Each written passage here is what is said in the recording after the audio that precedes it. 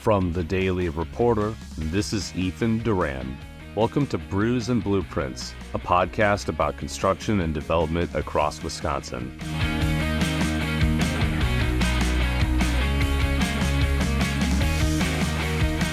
Hello, everyone. This is Ethan Duran of the Brews and Blueprints podcast. I'm with Elizabeth Roddy, the Director of Workforce Outreach with the Associated Builders and Contractors of Wisconsin. The organization recently reached 1,000 members and trains thousands of apprentices each year. Elizabeth, thank you for joining the podcast today. So much for having me. I really appreciate it. Yeah. So tell me a little bit about the work you do for ABC of Wisconsin. Yeah. So my main objective as the Director of Workforce Outreach is to recruit that next generation of craft professionals. So I do everything from participating in high school career fairs.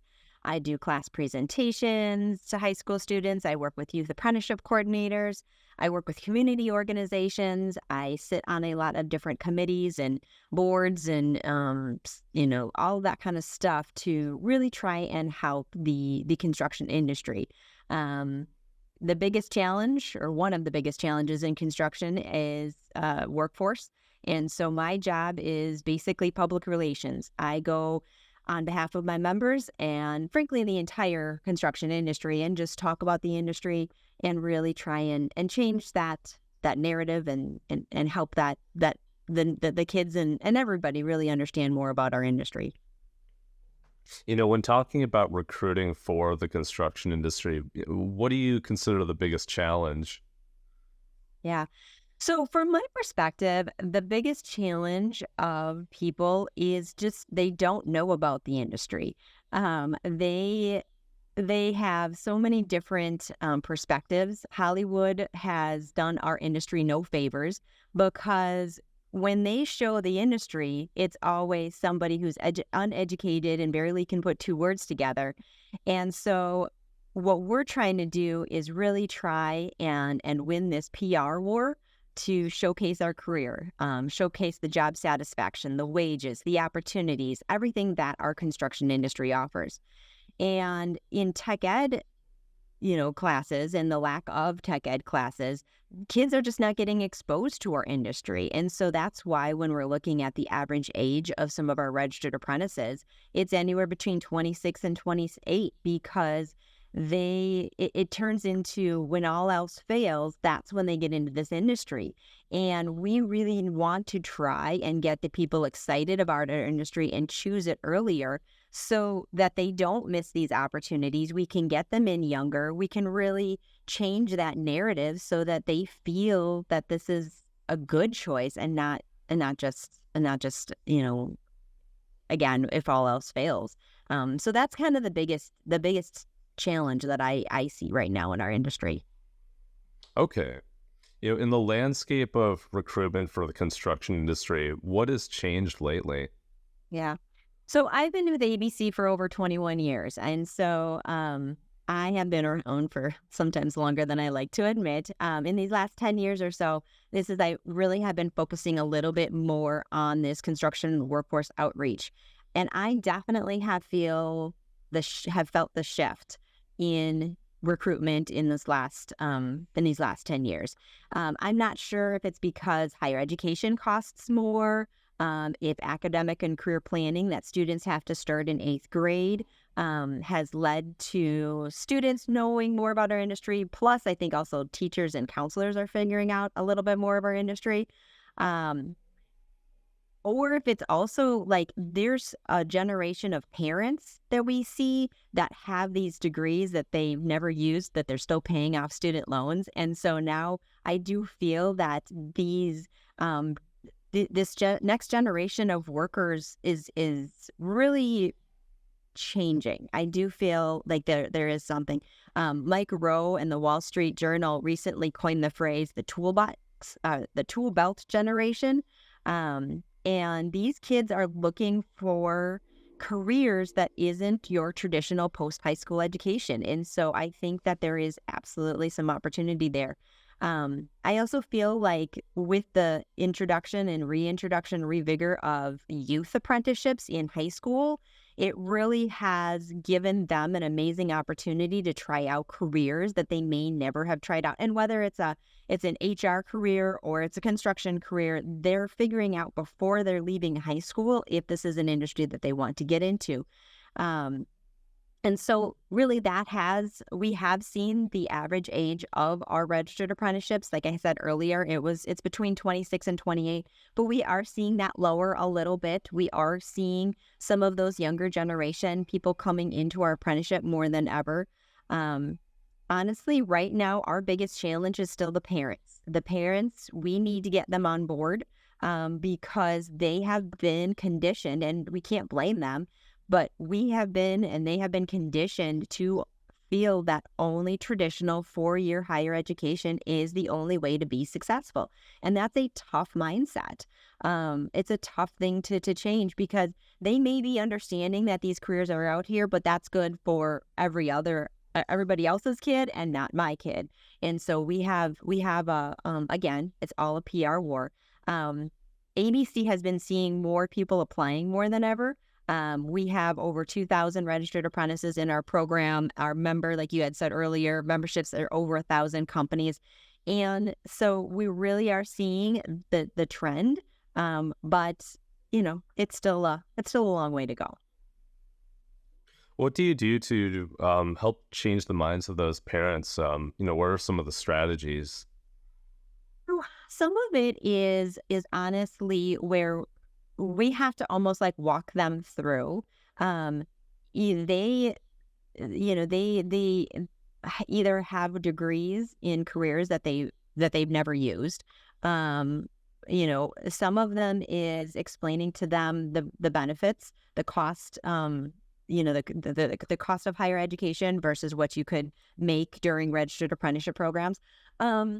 Some of it is explaining to them how this is a viable career, and hey, that brother of yours that you have, that whatever, like you kind of try and walk them through it a little bit. Some parents are not going to change, and some students are not right for our industry, obviously.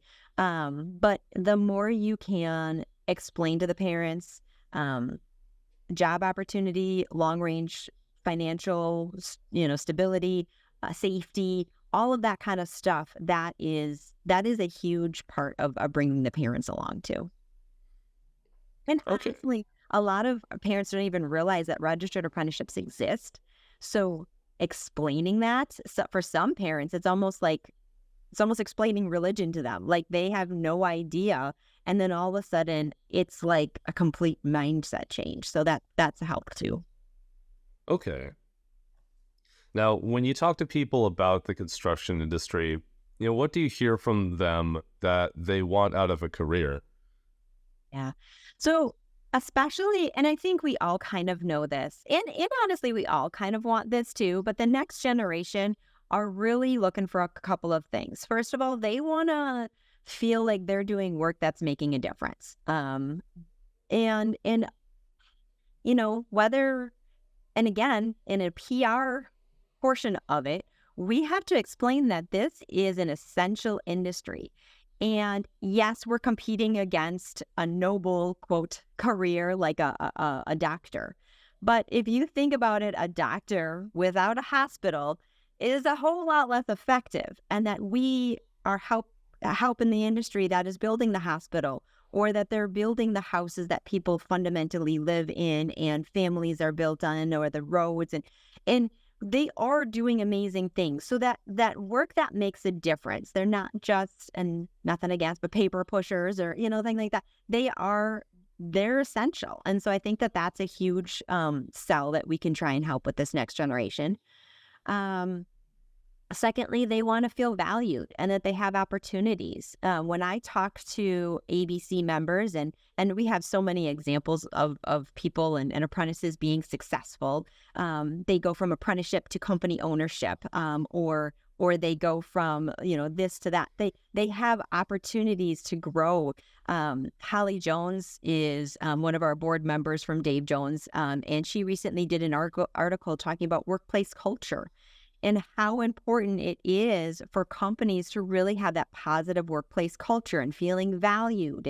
And that's a huge with what employees are looking for. They want to make sure that they are given those opportunities to grow. And especially if you are investing in them through registered apprenticeships or whatever, that's a huge part of it.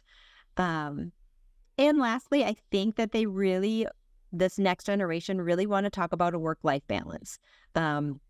Nothing against, working 90 hours a week, but they want to have that work-life balance. Now, we know in construction, there's a wide variety of different construction companies you can choose from, and that's kind of a nice opportunity as well. So you can have a company that travels a ton, and you really get that experience of traveling and working in different areas. Other companies, they are much more local, and they are doing work much more, not as many hours. And so you get that opportunity to really choose how you are in your stage of life and what you want to do. Also, when you talk about to the kids about like an electrician, it's really hard for you to bring your work home, right? So when you go home at the end of the day, you have that. Now, if you're the company owner, you'll have a little bit more work at home type opportunity. There's a little bit more less work life work balance as much. But again, that's your choice of in this industry. And so I think that all talking about that is a huge way to really try and help that next generation. You mentioned there are a lot of different companies out there to sort of suit the needs of the people who are interested in those careers within them. Can you talk a little bit about the opportunities, in recruitment for the construction industry? Absolutely. So, it's hard because everybody, there is everybody who's looking for everybody. And so companies can go 100 different ways. Obviously, when you're talking with the youth and connecting with your local high schools, it is so important because it really can help change that narrative of the construction industry. When we show what we do in the community, that changes the mindset, not only of the high school students, but also those teachers and those parents, and just how we can all come together. Those youth apprenticeships where those students work for a contractor have been great opportunities. And that's why we're seeing so many bridging from youth apprenticeship into registered apprenticeships. And we do all of those celebrations because we are seeing so many just getting excited at the early time. And ABC members reach out to me to help that process a little bit more. And it's just that kind of stuff. Obviously, those youth is a great opportunity, but those non-traditional youth, those coming back, and honestly, a lot of our workforce comes in.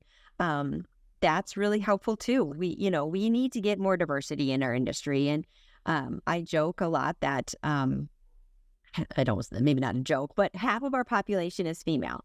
And if half of the population doesn't even consider our industry as a career, then of course we're going to have a worker shortage, right? So we need to continue doing our job to be more welcoming to those non-traditional people to choose construction. We need everybody. So we need traditional and non-traditional. And so we need to make sure we're doing outreach to those groups and get excited about these opportunities. I love seeing ABC's board chair this year is Jessie Canizero, who is an ABC graduate, master plumber, female who started her own construction plumbing business and now is the chair of our organization. So that's a great start, but we need this industry with even more diversity. And so we need to try and do ways to have everybody feel more included, more welcoming, all of that kind of stuff. And I think between the two, it's a challenge and there's going to be a process, but I think that there is opportunity there. I think it's no surprise that, the construction industry is definitely hurting for people. If the latest, even the numbers from ABC National about job openings or the Bureau of Labor Statistics, for example, What advice do you give to contractors on recruiting and workforce outreach? My biggest thing is stay positive. I understand that we have an industry and it's tough and that, but if we go out there and talk about how tough the industry is and how, if we start the conversation that way, it's we're not going to win it. And so we're in a PR war, and we have to tell people what's great about our industry. Focusing on that these are family supporting jobs, that this is teamwork, there's upward mobility, it's a safe industry, there's good company culture. We can obviously, everybody knows construction potentially works outside, or there's stuff, days that are tougher than others, and that kind of stuff. We don't need to like focus on that. Again, I'm not gonna pull the wool over people's eyes, but my joke often is that the Army doesn't start off by recruiting by telling people how bad their day is and that they might get shot at and PTSD. Like, they don't start that in their PR war. And so that's why I don't know why in construction we always talk about having a bad back and two bad knees and, that kind of stuff. So I feel like that's a huge part of it.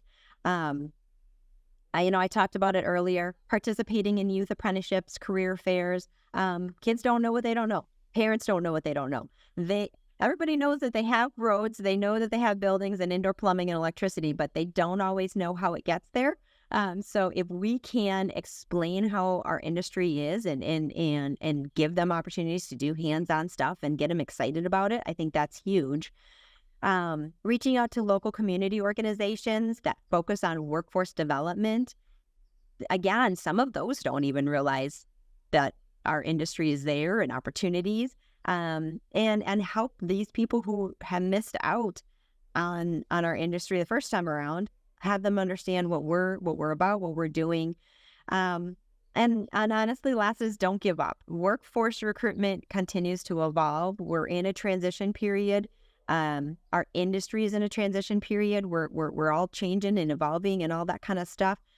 And if one high school isn't working out for you, that's fine. There's another high school or there's another community group, and there's more people out there. We just have to continue to just be out there doing the good work, staying busy, because I think that this is a cool time for our industry. Okay. Elizabeth, is there anything else you'd like to talk about? I'm so proud of our members and our organization. Again, we hit 1,000 members this year, and ABC has been going on for over 50 years as an organization, and we're just a cool group of construction companies that and our associates and our suppliers, everybody that's in part of our membership. But overall, we're just super proud of everything that our members do. Proud of our apprentices, proud of all of the hard work that everybody does. So it's a fun time to be in our industry. It's a fun time to be with our association, and so there's a lot of great stuff. So if anybody has questions, ABC's website is www.abcwi.org. Specific apprenticeship stuff can be found at www.buildyourcareerwi.org. But otherwise, we're excited about this time and excited to be a part of this transition time. Thanks for joining us. You appreciate it.